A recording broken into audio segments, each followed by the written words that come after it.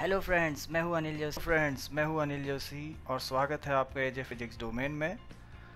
अपने previous lecture में हमने इलेक्ट्रिक चार्ज और उससे जुड़ी कुछ प्रॉपर्टीज़ के विषय में पढ़ा था। आज हम किसी भी बॉडी में इलेक्ट्रिक चार्ज किन किन तरीक़ों से आता है ये पढ़ेंगे। तो चलिए स्टार्ट करते हैं।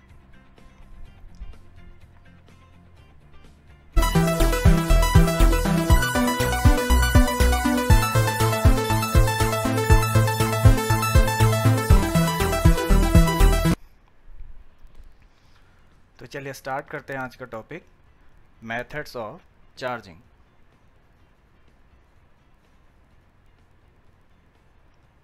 Methods of charging. फ्रेंड, किसी भी बॉडी को तीन तरीक़ों से चार्ज किया जा सकता है। मेनली तीन तरीक़ों से किसी भी बॉडी को चार्ज किया जा सकता है। पहला है charging by rubbing.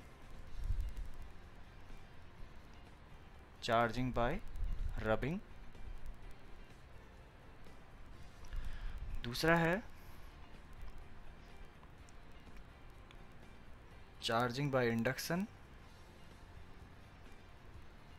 Charging by induction. And third one is by conduction method. By conduction, और इसको बोलते हैं बाय कांटेक्ट और टच।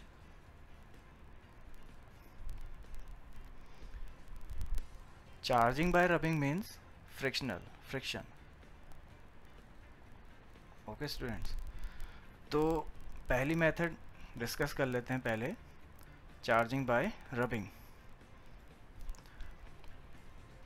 इसमें क्या होता है, जब हम कोई भी दो बॉडीज़, जैसे सपोज ये कोई एक बॉडी ए है और दूसरी बॉडी बी है, इन दो बॉडीज़ को हम आपस में रब करें तो उससे इन बॉडीज़ के जो एटम्स हैं उनके आउटर मोस्ट इलेक्ट्रॉन्स में उनकी काइनेटिक एनर्जी इंक्रीज हो जाएगी। और ये काइनेटिक एनर्जी कैसे उत्पन्न होती है, जब हम इन बॉडीज़ को रब करते हैं तो थर्मल एनर्जी जनरेट होती है। उस थर्मल एनर्जी को एटम्स के आउटर मोस्ट इलेक्ट्रॉन गेन कर लेते हैं, जिससे उनकी एनर्जी इंक्रीज हो जाती है और वो अपने आउटर मोस्ट सेल को छोड़ देते हैं। तो उससे क्या होगा, कोई भी बॉडी से, जैसे सपोज इस बॉडी में ये इलेक्ट्रॉन है, ये अपना एटम को छोड़ करके दूसरी बॉडी में चले जाएगा, सपोज ऐसे। तो जब हम इसको फ्रिक्शन रब करेंगे तब ऐसा होगा।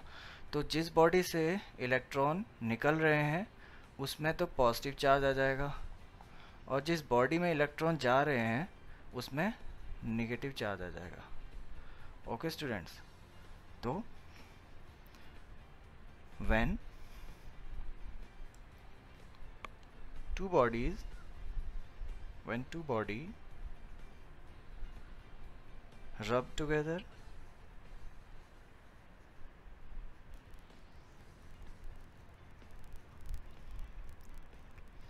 electrons transferred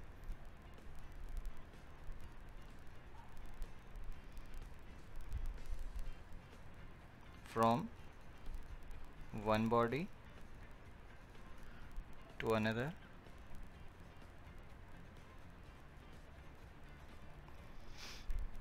Due to this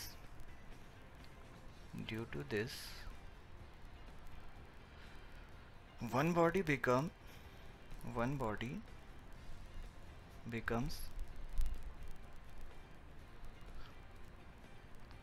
positively charged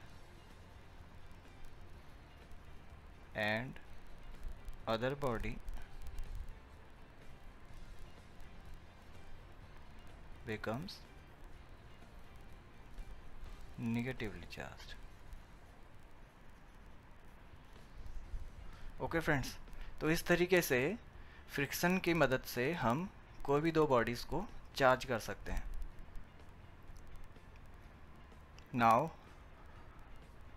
अपने सेकंड मेथड डिस्कस कर लेते हैं, charging by induction.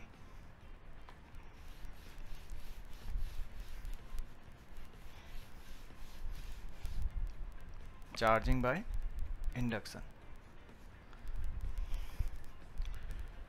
Suppose we have a charged body।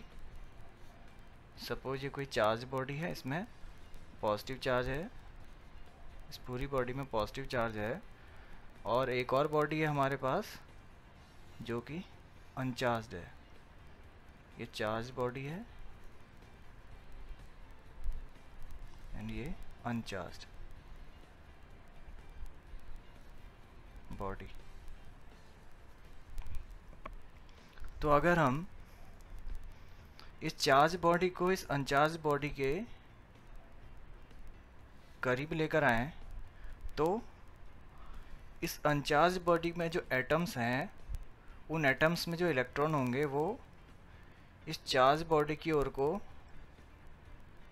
Align हो जाएंगे, एंड इस अनचार्ज बॉडी में जितने भी पॉजिटिव चार्ज है वो इस बॉडी के दूसरी साइड कलेक्ट हो जाएंगे,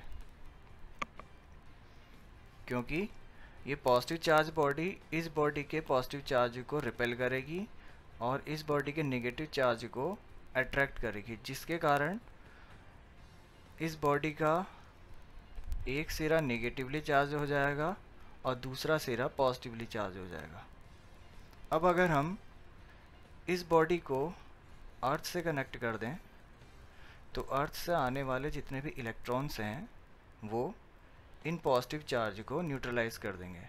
तो कुछ टाइम के बाद हमें मिलेगा ये जो सेकेंड बॉडी है ये पूरी निगेटिवली चार्ज हो जाएगी। तो फ्रेंड्स, ये मेथड होती है charging by induction. when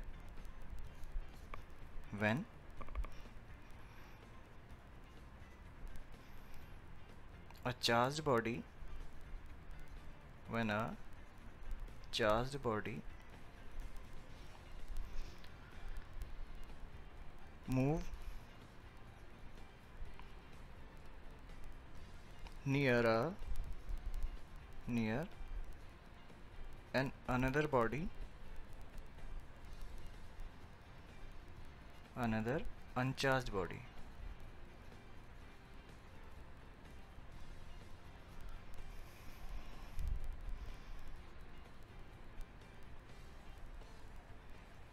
the charged body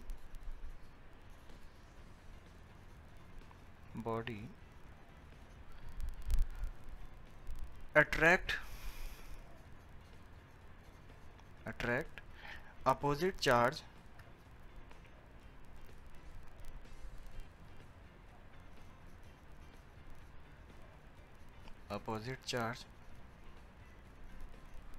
and repel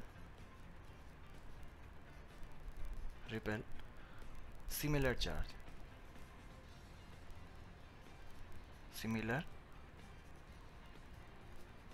In that case, similar charge is plus, positive.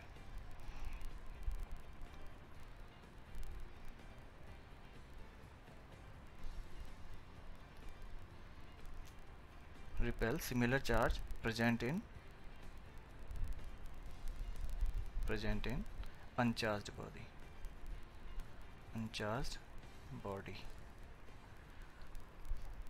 This process is called electrostatic induction. This process is called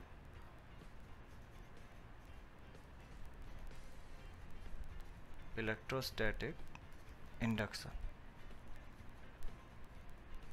okay friends, तो इस तरीके से induction की मदद से किसी भी अनचार्ज बॉडी को चार्ज किया जा सकता है। Okay, now move on our third method by conduction method.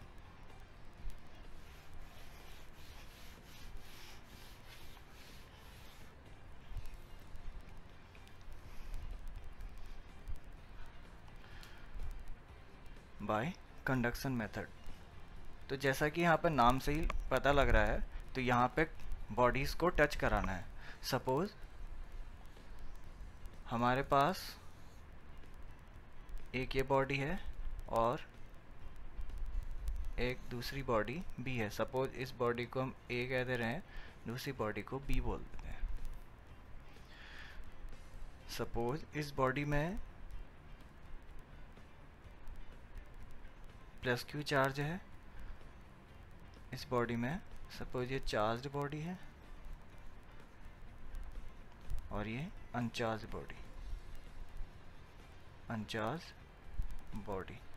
तो जैसे ही हम अनचार्ज बॉडी को एक चार्ज बॉडी में टच कराएंगे तो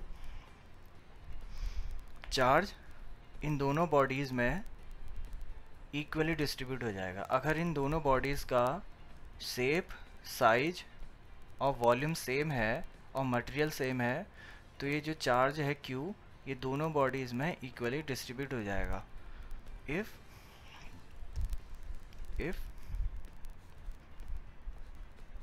both body have similar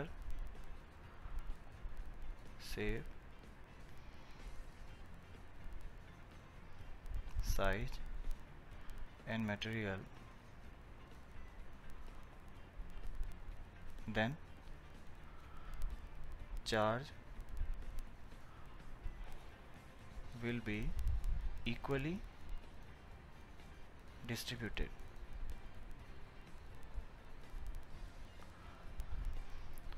In that case, suppose in दोनों बॉडीज़ का शेप, साइज और मटेरियल सेम है, तो इनिशियली तो इसमें चार्ज Q था और ये अनचार्ज बॉडी है तो इसमें चार्ज 0 होगा। तो टच कराने के बाद after some time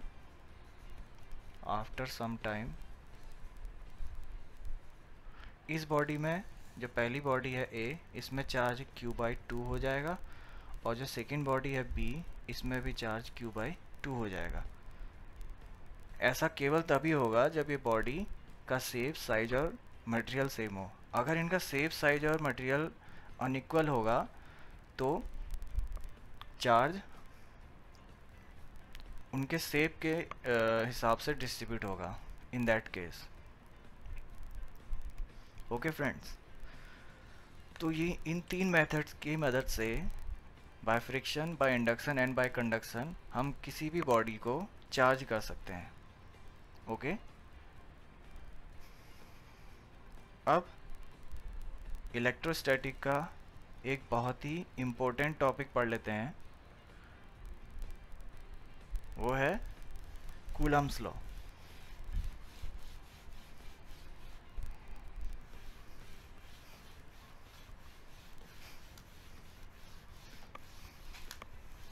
So it tells us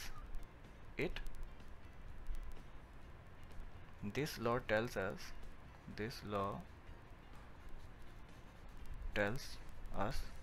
the interaction between two charged bodies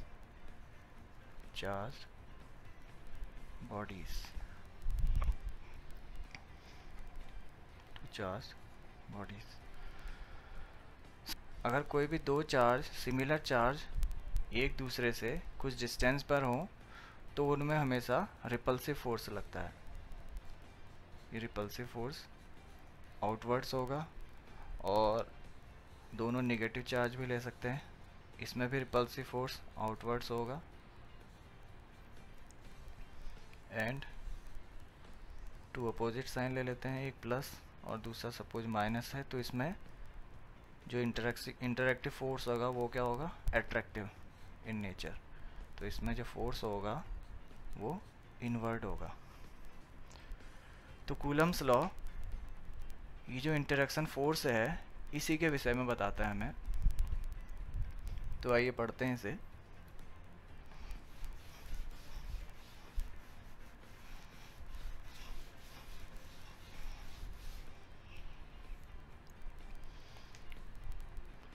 Suppose we have two charge Q1 and Q2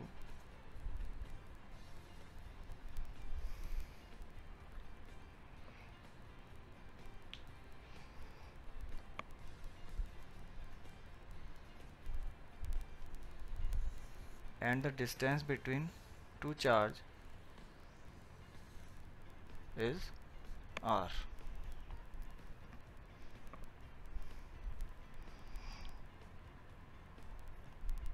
Then according to this law, the interaction force acting between two charge F is directly proportional to the product of magnitude of these charges Q1 and Q2.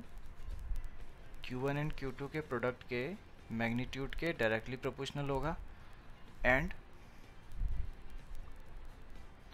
The interaction force is inversely proportional to the square of the distance between them this. अगर हम दोनों को combine कर दें तो हमें यहाँ पे जो इंटरेक्शन फोर्स मिलेगा वो डायरेक्टली प्रोपोर्शनल होगा Q1 Q2 upon R square के। या फिर इसे ऐसे भी लिख सकते हैं F equals to K Q1 Q2 upon R square. here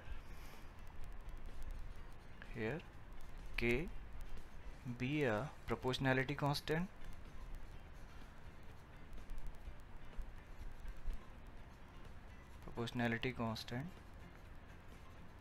and its value is given by 1 upon 4 pi epsilon naught और इसकी जो वैल्यू होती है वो होती है 9 इंटू 10 की पावर 9। और इसकी यूनिट कैसे निकालेंगे? इसकी यूनिट इस फॉर्मूले से निकल जाएगी। तो K इक्वल्स टू जो होगा फोर्स की यूनिट होती है न्यूटन मीटर स्क्वायर पर कूलम स्क्वायर। तो इसकी यूनिट हो जाएगी न्यूटन मीटर स्क्वायर पर कूलम स्क्वायर। ओके फ्रेंड्स,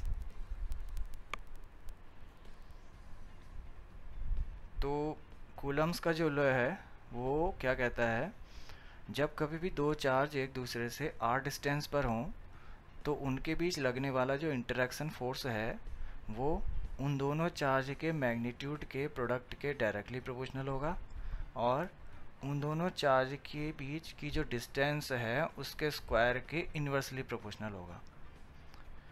तो अगर हम इन दोनों को मिला दें तो ये हो जाएगा F directly proportional to Q1 Q2 upon R square. Here K be a proportionality constant and its value is 1 upon 4 pi epsilon naught. Here epsilon naught ये होता है permittivity of free space। ये मीडियम की property है एक,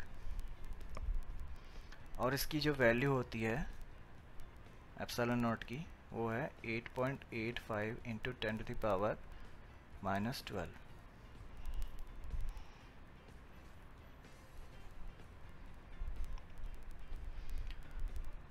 okay friends, तो अब इसका स्टेटमेंट लिख लेते हैं।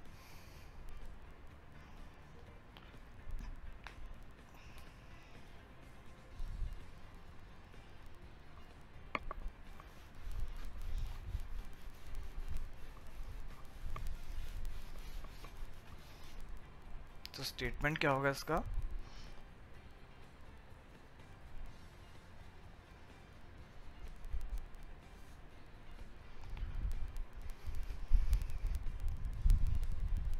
the interaction between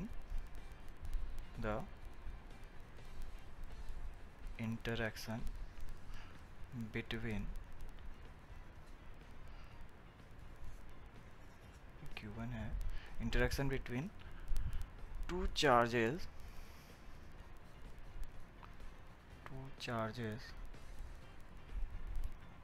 is directly proportional to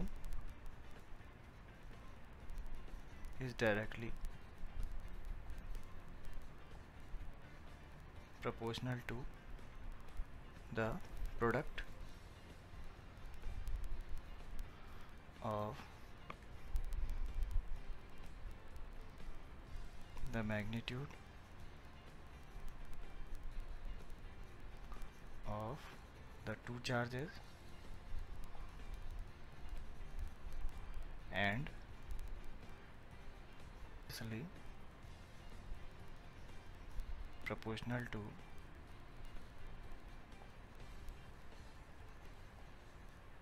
the